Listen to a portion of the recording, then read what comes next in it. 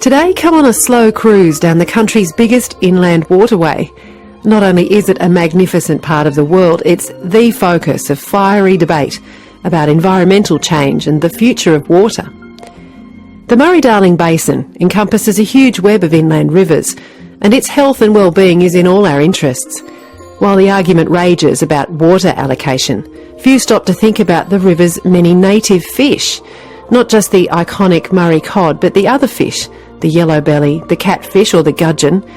They've survived droughts and floods and 200 years of poor environmental management, and they've sustained populations for thousands of years.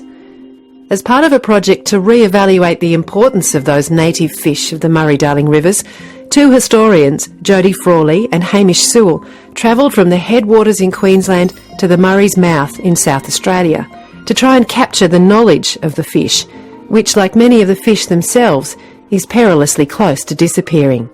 This is Talking Fish. He's teasing me, I think. They're just so finicky. They normally bite a lot more ferocious than this, but he's just picking away.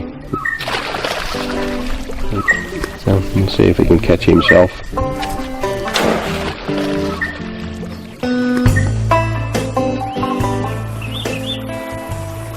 We live in the lagoon. We had hard feet. We'd have scaly feet. And the name for the scaly feet was Wurora.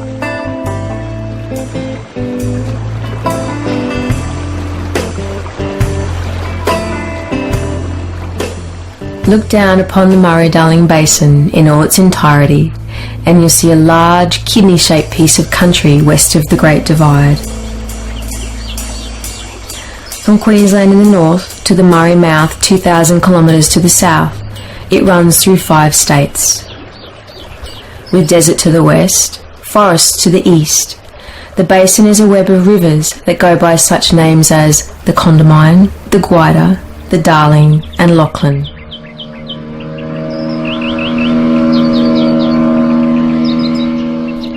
These rivers are slow brown eddies, tree-studded with eroded banks, and they often disappoint our expectations.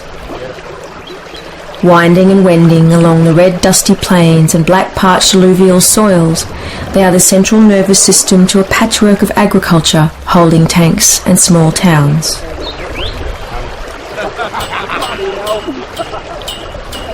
Stand at a large waterhole on one of these rivers and chances are someone will arrive, like they've always arrived. So you've got them in a net in the river. Drawn back to the old river red gum, which casts its shade upon the tangled snags and turbid water. Generations of single men with corn bags, teenagers from the station, Aboriginal women from the nearby town whiling away the afternoon, a young boy on his bicycle.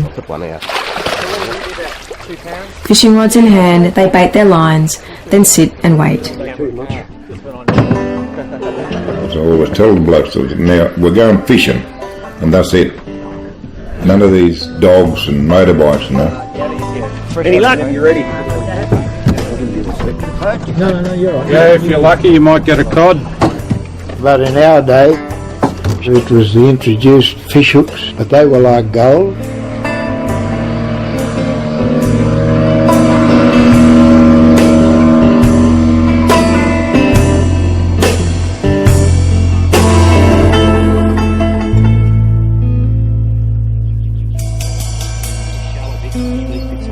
And then further up there it'll be on the other side. Sure, yeah. I probably might as well paint a picture for you here. Sitting on the Murray, mid-Murray. We're on the edge of a meander bend here, so we're on the sort of the deep side of the channel, and the water here is probably, I don't know, I reckon it's probably about 5 or 6 metres deep. Right alongside us here there's 3 or 4 really big red gums that have gone in. Yeah, I'm John Kewen, and I grew up on the river at Wodonga and spent all my childhood years there, and got connected to the river through my dad, who was a fisherman, took me fishing. I've spent the last 30 years working on native fish both inside and outside the Murray Darling Basin. I remember catching my first fish when I was about 5 or 6 years old. Had a little blue wire rod that had green cord wrapped around a cotton reel, and caught a small redfin about half a pound, and I thought that was pretty terrific. The water we're seeing here has started up in the Alps, and it's going to flow all the way through to the Murray Mouth in South Australia. So it's sort of a lifeline right the way through all the towns, all the people, the industries. And so, we've also got a heap of flood water coming down from Queensland at the moment that's, on a really slow trek that's going to take, 4 or 5 or 6 months to wend its way down the Darling River. It just emphasises that lifeblood with a whole lot of components to it. There's just a whole lot of bits and pieces that fit into that riverscape, if you like. I live in Loxton, which is in the Riverland of South Australia, right on the banks of the Murray River, which is where we're sitting at the moment. We pretty well brought up on the river. Dad had a real natural love of the river, loved fishing, loved going camping, and he introduced all of that to us. He found a lot of peace down here, and when I was young I couldn't quite understand that, but now as I've got older I've really come to appreciate exactly what he means, because it's just such a lovely place. He used to paint all the tips of his rods white so that he could see them, but then I kind of worked out that it was only his rods that were painted white. So when he passed away, we were looking at all of his fishing rods and sort of working out what was going to happen with things. And so I grabbed all the ones with the white tips because I thought that I should have the advantage. When I first started fishing with Dad, he had a truck and he was carting grapes to Adelaide. Dad was a great one with an old cord line, and he would wrap the line around his knee and roll himself a rolled cigarette. And this particular day I got this little yabby, and he threw his hand line out and he caught a 10-pound cod off the bank while he was waiting for the truck to be loaded with grapes. But when fish were really moving and when Darling water would hit the clear water, he would tie a hand line on the willow trees and catch cod anywhere. We used to have white under our feet, Jeff? White sort of skin. You could even soles of your feet. Even the real full-blood kids, the soles of the feet were real white. And that's the first thing we could see. When they dive in, you see the soles of their feet. Yeah. We call ourselves river people. Yeah, we're river people. Because our childhood was always on the river nearly every day. And people say to me, you've lived on a terrible place. Brewarrina Mission was called like a concentration camp. But I'm glad I lived there because I heard the legends, I heard the stories, I heard the people speak their language, the Nyimba people. And so my life on the Brewarrina Mission was good. And of course there's the river going through Brewarrina. The beautiful river, always beautiful clear water, and as I said, we'd be fishing every day, swimming. Learnt to swim in the river, learnt to swim as a child with a gallon tin, tied it with a belt through it, through the handle tied on my back, and used to dog paddle. So that's how I learnt to swim, my brother and I, both of us, We are really protective of this river, the locals. We don't want it overused by people. It's such a wonderful thing to be able to just come down here locally and catch a few fish. And you can imagine, can't you, that if lots of people came, it wouldn't last, would it? And it's had years where we hardly caught any fish. You get the big drought years when the river doesn't run and there's no floods and you can hardly catch any fish. And then you get a good period of good seasons and the fish will breed up. I can remember my sister and I going out one day with him and deciding we were going to see who could get snagged the most. And at that stage he hadn't taught us how to rig our own gear up. And we were using sinkers then, obviously as spark plugs as sinkers, and obviously because we would get snagged all the time and it was a cheaper option than buying proper sinkers. And I don't know how many spark plugs he would have put on that day for us. In the end, I think he kind of caught on that perhaps it wasn't really as sticky underneath where we were. It wasn't really as much snags, and perhaps we were being a little intentional. But it wasn't long after that he sat at home with a beer and taught us all how to tie our own lines on, which I thought was, another non-girly type thing. I thought he should keep doing that for me.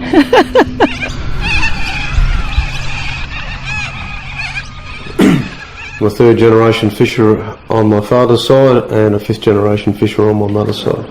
We're currently situated about 400 metres from Lake Albert, just nicely wedged between the Coorong and Lake Albert. So you would have had pretty close connection with your granddad and your father, who were both working as fishermen. Oh, well, it's just about all the unprinted history of the Lower Lakes and Coorong and the characters. All the information that I ever got was from both those grandfathers, who I used to talk endlessly to about, not so much about the actual characters, but about the fish and the years. And both of them fished in this region, in the Lower Lakes and Coorong, for over 50 years. And I guess the most interesting thing is that they both told me that every year was different, not one year's the same. Did you ever feel like it was a pretty tough thing to have to do as a kid when you were out there on the boats helping or involved in the fishing stuff? Did you ever feel a bit sorry for yourself? No, never at any stage. Never felt any danger, never felt disappointed or depressed. Even if we caught no fish, it was still a great experience. High up on Charlie's Creek, the river's hit a grand new peak. It's gonna fill my fishing hole, raise up my dogwood sole, black brim, silver perch, hardy head, my Murray church. I dreamt my rotted shook. From the kerosene tin which he's brought with him all this way, he removes a small yabby. He impales it on a hook, then hoists it, line and sinker, out into the midstream of the river. He reaches back for his tobacco and proceeds to roll a cigarette. Smoke threads past his face, while small nibbles play on the line. On his third cigarette, sun now behind a large cooler bar, he's ready to rebait his hook when the bite comes. He hauls in a large yellow belly, its pale body flapping and writhing as he lifts it out of the brown water and cracks its head with the handle of his knife. Some hours later, over hot coals, he's eating this fish, and he makes out the taste of lapanya and the goody maranoa. It's night time and it's clear. He puts his plate down and stands up and looks up at the night sky. It's the same night sky he once looked at with his brother and father, but they're gone now. But these stars, the sweet smell of yellow belly, and the sound of the water hole at night, these are things he'll take to the grave. Go on, take it. Go on. Ooh. Go on, keep going. My dad was he was a great fisherman. He'd spent all his life fishing, so he wasn't into fancy gear. It was just, a rod and a line. And of course, he'd grown up through the Depression when his family weren't very well off, and they used to supplement their food, with fish and rabbits, I guess, and ducks. His great passion for the river and for fishing, was sort of reflected on me. We spent a lot of time together on the river, and that was it was valuable parenting time, and it was also good, just thinking time, solitude time out.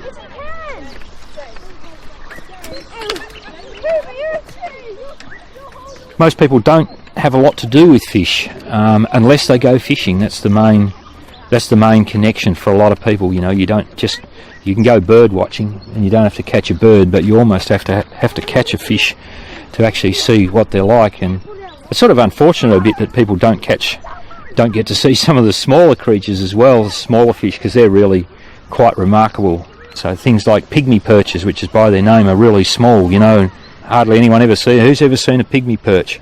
Flat-headed galaxis, who's ever heard of that? But the Australian smelt, a little silvery fish that swims around the mid-water. I mean, these are really, some of these species like smelt are really common, and they're a really important part of the food chain.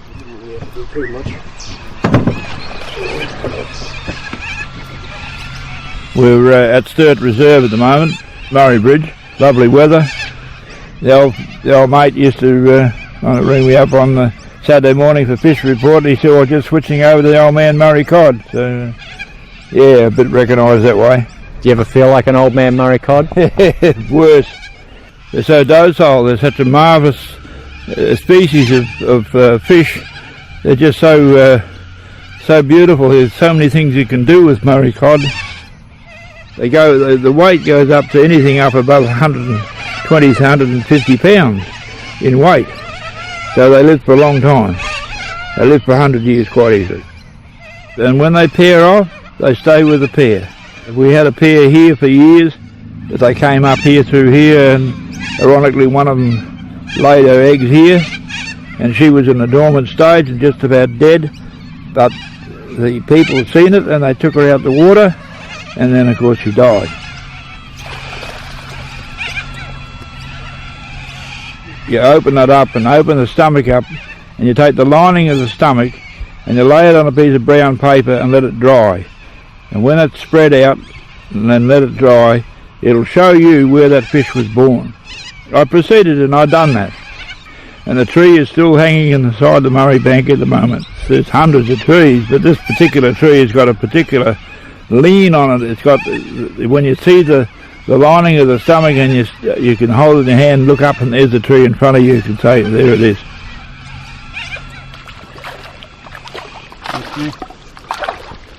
That's three you got in there? Out west, further west, out on the bull and that, they got between the front of the dorsal to the top of the head, they're a bit humpy, and here they're shorter. But these fish are longer and thinner, and we reckon these are the best yellow belly in the world, the ones we catch in the Paroo.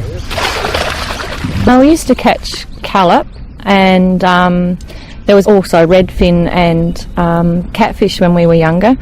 I didn't like catching catfish because you've got to skin them and they're revolting. That's another girly out job, really. Why? Oh, they're just slimy looking things, really. We haven't seen them for years and years. They just dropped off. So when we were kids, there was a lot of them around, and I actually used to throw mine back rather than keep them. And we probably tended to keep more callop because we felt that it was a nicer eating fish. But it was only last year when we were camping with my family that we caught a couple of catfish, and we haven't seen them for, I don't think I've caught a catfish for 20 or 30 years. So it was really interesting being able to show our kids what they look like. So we all had a bit of a look and a touchy feel and let it go, and we ended up catching about 3 that weekend. So that was a real change for us.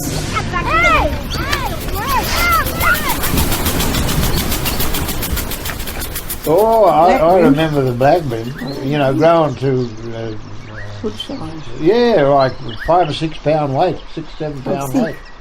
And the yellow bellies that size too, big fellas, you know, big guys. And you talked about the catfish season being when the water ran muddy. Yes, yeah, when it was muddy. A rise. And a rise in the river, and we knew then this is the catfish season, this is the catfish time. They'd all go down and catch the catfish. They were big ones. Oh, you'd get catfish, 20, 25 pound catfish, you know, in the whole weight.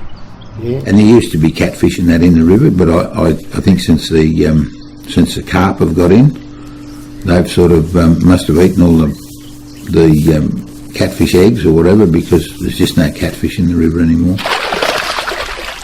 We would catch an odd 1 or 2 of these bloody strange sort of fish, and they were nice looking fish too, but you couldn't eat the bass, they were full of bones. We tried, and anyhow then I found out that they were imported into Australia to clean the bloody irrigation channels out, and that's what they were brought in for. And the politicians that allowed them to be brought into this country ought to be bloody cut and shut. And that was criminal. Exactly the same thing as the bloody cane toad.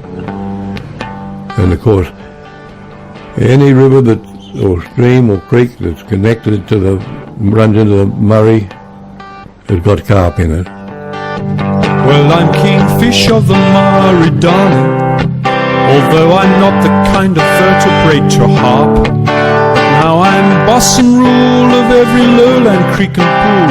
I'm the emperor, Cyprinius Carp. I was involved in writing a carp pest control book. Probably the most instructive thing I did was read the rabbit control book. You almost just had to go through and change rabbit to carp and reprint it. Now that's not quite what we did, but the analogy is really apt because rabbits have been very, very hard to control in the Australian landscape, and carp are exactly the same. Your cruel comments I always take to heart. Maybe I feel the niche already wrecked for native fish. I'm no villain, just an imported mudlark. There is no one silver bullet that's going to sort out the carp problem. Lord of the Murray Darling, but now my empire's future is quite dark. A lovely carpet of mud, soon back to clear streams and cod. Once a prince, now a small toothless shark. They have lots and lots of eggs. They're really mobile, they're long-lived, and they're very adaptable. I was the king of the Murray Darling, and I'm not the kind of vertebrate to harp. One day I had the rule of every billabong and pool. I was the emperor, Cyprinius Carp. But I preferred the humble Mr. Carp. Just the humble Mr. Carp.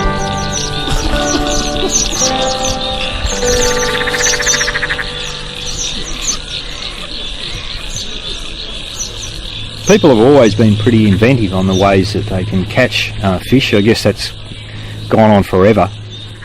You know, the Aboriginal fish traps, you know, have had some recognition, and they're really, really clever. And then set lines and drum nets. People used to use the big aeroplane spinners, lures, all sorts of colours. People have even looked at the different shades of colours that fish can see underwater, and GPSs to mark their favourite spot. For others, it's just, you know, walk down, throw the line in, go down, put a line in, spend the time, and it was more, probably as much about the fishing as the actual fish.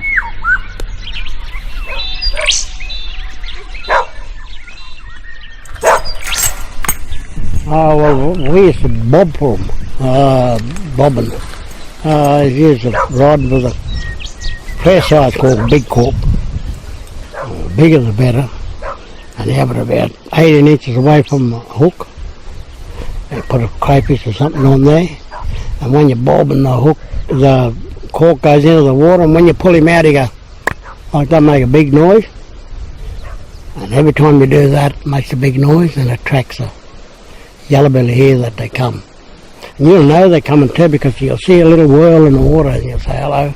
And the next minute, bang, they just grab it like that. And we knew exactly what fish nibbled on the line. Okay?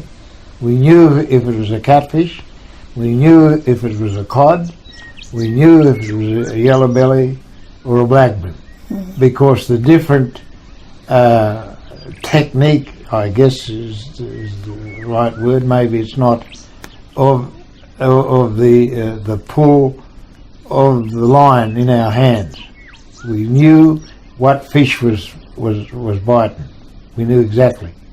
If he was a cod, he just touched the bait for a minute, half a second. He's gone. And he was gone with it straight out. We knew we had a cod. Now, if he was a yellowbelly, he'd nibble at it for a while before he'd take it out slow. And we knew him. The catfish had another bite, and of course then the blackbrim, he was a sort of a little a quick nibbler, wasn't he? Yeah, he was quick, yeah. Quick nibbler and bite, you know, he'd pull the line 2 or 3 times, next minute you'd hook him. You'd know exactly when to pull the line and you'd get him nearly every time. So. But fishing where there's lots of people, like Aboriginal people along the bank, they'd sing out, oh, I just fished him, you know, a cod or whatever it was. Yeah. What was he? Yeah. Oh, he's a good cod. He's gone. Yeah. Oh, we'll get him here later. And sure enough there, then he'd come back. But I'll tell you a little story in the war years. the old dark fellas used to come to me and, Doug, can you take us out fishing? Mate, we just want to ride out to the fish hole and back again. All right, so on a quiet day, afternoon, I'd pick them up, and they'd only have a bloody corn bag with them. That's all they'd have, and only a pair of shorts. Anyhow, one old fellow would get off and put his nose up in the air and have a sniff around. Not today, mate. We'd go up to the 10 mile or up the bloody 14 mile. So we'd poke up there and they'd have another sniff around. Oh yeah, this'll do, mate. So two of them would just slip into the water. You wouldn't hardly make a splash or anything. They'd just go in. They'd be under the water that long you think they were drowned, you know. The next thing, up they'd come and they'd have a codfish each in their arms like that. Just like that. And I used to say to them, well, how the bloody hell do you do that? And old fellow, he said to me, well, mate, he said, they're sleepy cod, these fellas. All you got to do is rub them underneath the belly and they'll go back to sleep again. Another 20? Yeah. Good shot. Back up the canal between there, so It's a bit short of that little wire. We used to take a stick and dig around in the worms and flick the worms to the top, and then I'd get toilet paper and I'd pick the worms up with toilet paper and hang on to them that way and thread them on, so poor Dad would have metres of littered toilet paper through the bottom of the boat, and that was the only way that I'd bait my own hook. So he thought that, you know, I suppose that was an easy way. I still do it. I still don't like touching worms. I'm better at it, but I don't like it. I don't go through quite so much toilet paper.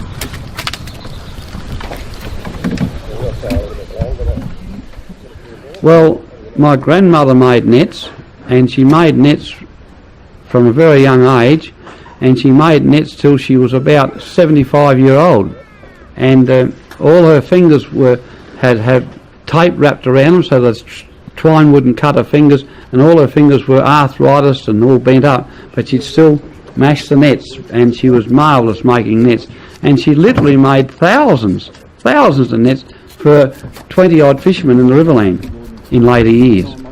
I was 16 when she passed away in 1958 at I think she was 81 or 82 when she passed away. And did you ever see her making a net? Yes, she used to roll up little pieces of string. When her first husband passed away, she remarried, and her second husband used to make nets as well. He'd make the wings to the nets and she would make the body. Top line in the boat, bottom line over the side. You fix one end either by an anchor, or those days I used to use a lot of what we call kellic sticks, a lead rope attached to a buoy, and then just feed the net out, and then just pick it up by hand exactly the same way you fed it out. Where my grandfathers used a rowboat or a sailing boat to get to the nets, we use an outboard motor. Small boats, where one time they might have been wood, now they're aluminium. And so that hasn't changed. My nets are still set exactly the same way my grandfather set them 60, 80 years ago. And so if he was alive today, he could jump in the boat and go out and run those nets exactly the same as he would have ran, 80 years ago.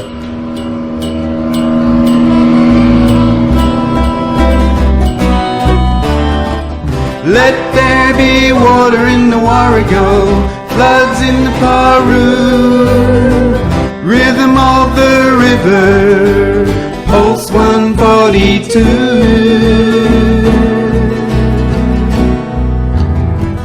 Still with us, if only in certain places, are the catfish, with their long whiskers, their sharp spines and circular nests. Very much with us are the yellow bellies, or callop as they call them in South Australia, fish that travel thousands of kilometres in order to spawn. Barely with us are the large Macquarie perch, which prefer the clear water in mountain streams. The trout cod, the Murray cod, the black brim, the silver brim. Let us, as Australians, recognise our humble freshwater fish, for not only feeding us, but for surviving until today, despite our efforts to interrupt their passage, our insatiable need for water, the introduction of pest fish, our poor farming practices, despite the siltation, the acidification, the salination. Their continued existence is a reminder that all is not lost. In the hands of the fishermen, the fisherwomen, the families and people of the rivers, their stories continue.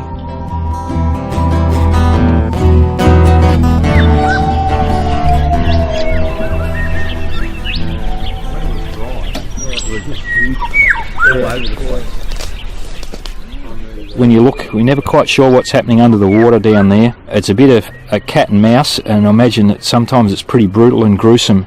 If I was sitting in the dark alongside that snag, I'd be sitting pretty close to the little hollow or the little hidey hole where I could duck away from some big fish that might just swim past and want me for lunch. Well, many years ago I had a little trout cod in a tank. It's probably about, 7 or 8 centimetres long. And I fed it a yabby, which was probably about 9 or 10 centimetres long, and I thought, the yabby can just crawl around in the tank. And I came back a little while later, and the trout cod had been snapping. I'd watched it snapping at the yabby, but it by this stage actually had the yabby with the yabby tail in its mouth, except the yabby was bigger than the fish, and the yabby was actually dragging the trout cod around the bottom of the tank. The most ridiculous thing you've ever seen. Anyway, I sort of laughed and left it, and came back a couple of hours later. Well, the trout cod's looking very swollen and sort of sitting in the corner of a tank, and there's just a few yabby legs and a couple of claws left, and that was the end of it. Use the yellow belly, hit it and take it down, then go. But this place, look, it's on the top of the water. I actually meant to bring some corn down to put on a hook to catch a few carp. They used to catch carp, they used to put corn on the line, or dough bread. Not actually bread, but the dough they make the bread. And over in the Ballon they make have carp buster days. You'll do me. Here's about a 2 pound yellow belly. You'll do me. And carp I'm glad it wasn't a yellow belly. There are only certain years when they seem to get them, and generally in winter time after a series of pretty hard frosts. They're a bit like a barramundi.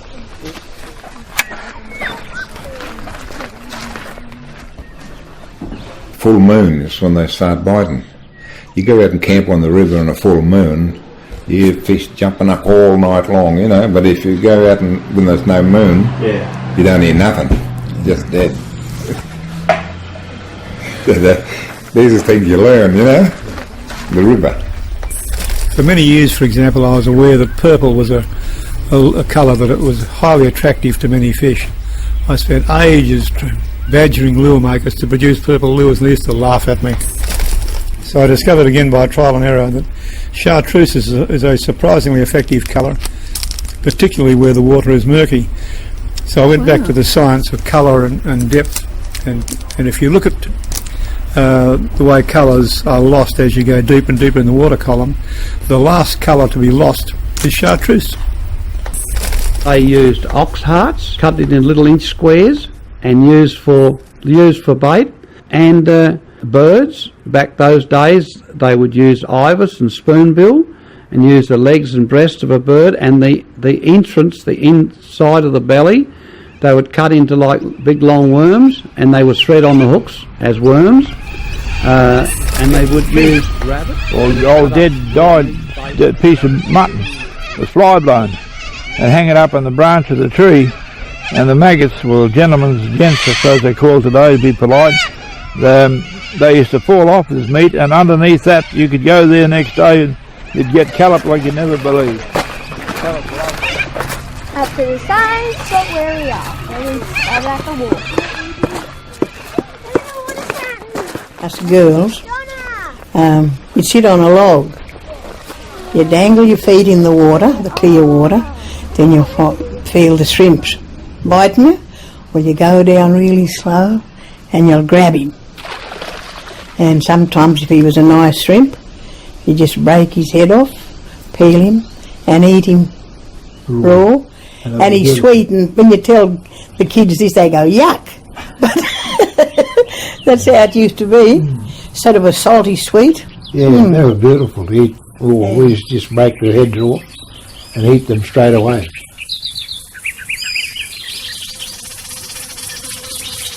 There's over 4,000 major barriers of these barriers. These are major ones within the Murray Darling Basin, and this is stopping fish getting up and down. So, you know, a lot of fish have larvae that drift downstream, and then their young fish or even the adult fish need to go back upstream to spawn, and they get stuck behind these barriers, and it just means that everyone's down the bottom end and no one gets back up to where they should be. So you end up, you know, with great sort of holes in fish populations where, you know, they're sort of really depleted. And a lot of the medium-sized flows have sort of been knocked out of the system with water storage.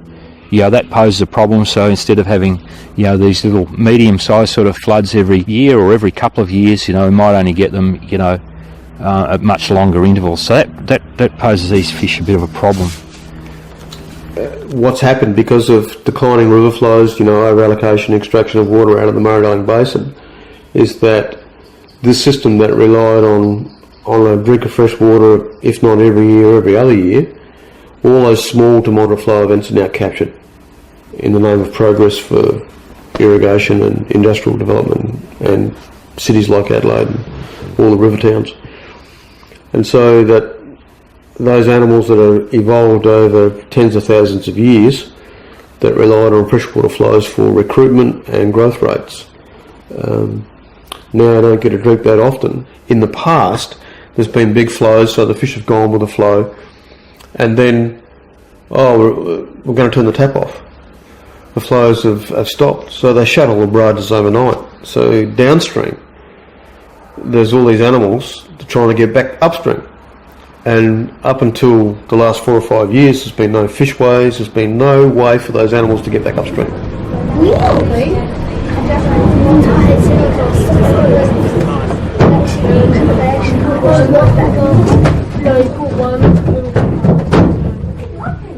From Eulay to here is probably, 80 k's, and it takes about 4 days to get here. From Eulay? Yeah, in a flood event, you know.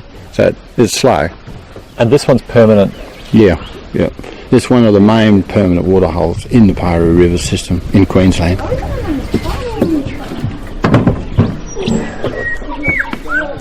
What we used to do, we used to have, you know, had to go and cut a big fork stick, and we used to plunge it down into these weeds and twist them around, twist the weeds around, and they'd all gather around the fork stick. The fork stick was pretty big, and there'd be 2 or 3 of us that would walk out, you know, out up the bank a bit, pull the weeds up, and when we pulled all these big weeds to pieces, we'd get the shrimp, and 2 or 3 of these mulgoos there, they'd be in the weeds. So if there was half a dozen guys doing that right along the system, all the old people would have, you know, a little bit of food there all the time. The moment you cleared all those weeds away and dipped your bucket down in, you get beautiful clean water and beautiful to drink. When the carp then were introduced, there was none of these weeds that grew there. We never heard of green or blue algae when we were kids growing on the river itself, but since the disappearance of the weeds, we've seen this scum of green or blue algae on the river system.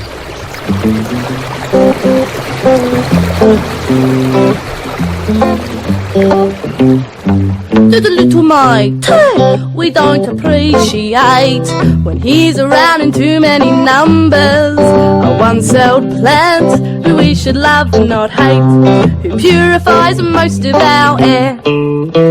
Our mate, algae, he really should be a friend. Flatulates and dries off. The woman holds the hand of her grandson, leading him down to the stream with a bucket and cord line. She assures him she knows where she's going, and, as they step down onto the sand, she observes the eroded banks and silted waterhole. She doesn't tell him what it used to be like, how this waterhole was once tree-lined, deep and clear, and home to fat fish which kept their people going for 1,000 years.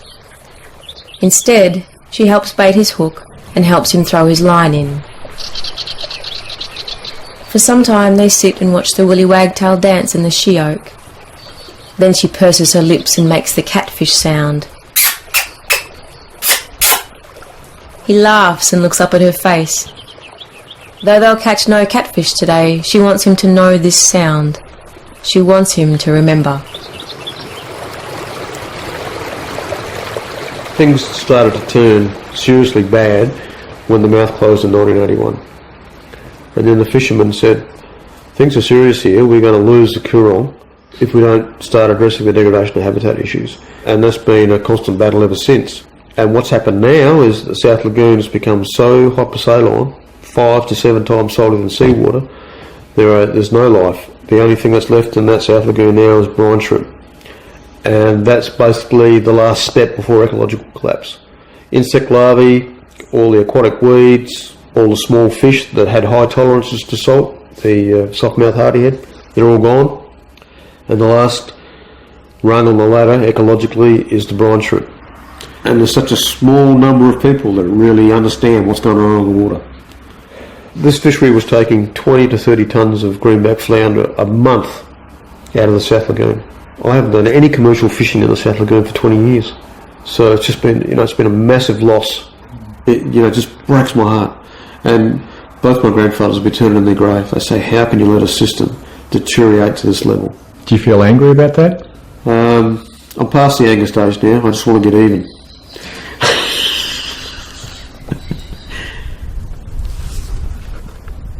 I guess I wonder what's going to happen to our knowledge and our stories.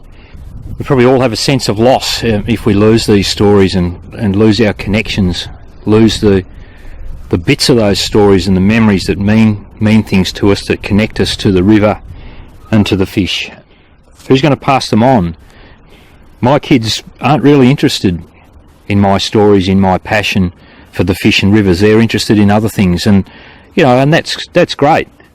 I'd really hope that we preserve these stories and cherish them and use them to bring back our fish populations. There are changes we can make.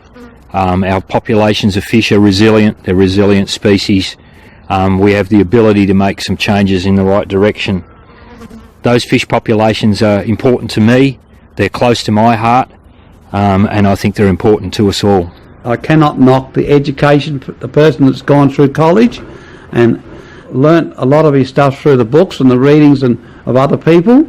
I will not knock that because he's a lot educated than what I am. But when it comes to the practical side of things that some people have learnt from the ground up, that's the thing that we've lost. That is the thing that people don't know about today, about what's down in there and why and what for. I think that's where we've lost. The old fishermen used to say, well, when the dandelions come out, the black breams start to move. And when the dandelions start to dry off and die, that's when the mulloway turn up. That these fish spawn this time of year. You've got to know where they go and how quickly they move and how far they'll move with a rise of water. All the different things. Is that all those conversations that we had and all the discussions we had about the birds and the fish and the seasons and things to look for, like the flowers and the eucalypts and the tannins in the water and barrage outflows and construction of the barrages, all the things that we talked about, it was all about making me a better fisherman. There's so many different areas within the river that you can discover, be it the backwaters and the creeks or the mainstream. And so we're trying to now pass that on to our kids, and it's not that difficult to do. It's very easy. They pick it up, don't they? They do. You don't need to give them a lot of assistance anymore. They know how to do it themselves. And I sat back and I thought, well, Dad put in a lot of time and effort to get us to this stage, and we've been doing the same, and now we can sit back and reap the rewards. And that's obviously what he did. Like, he got us to a point where we were reasonably self-sufficient, and then sat back and enjoyed the whole lot, and that's what we're doing. And what was your dad's name? My dad was Colin Schultz. Yeah, he was my hero.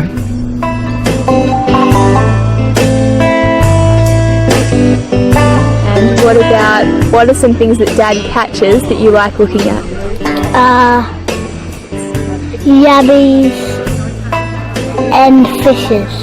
Mm-hmm. And have you ever been bitten by a leech? No, but I've seen one before. And I swim in hole. Has anyone in your family ever been bitten by a leech? Yeah, it was probably Dad or David. I just said, ow! But, we put it on the burning rock. You tell your mum here not to tell your dad. I'll leave the house quietly and leave a note upon my bed. I'll meet you when the moon comes up over Grandeur Flat, and we can walk along the riverside. You've been listening to Talking Fish, produced by Hamish Sewell. This program was made possible through the support of the Murray Darling Basin Authority, and many thanks to everyone involved in the project.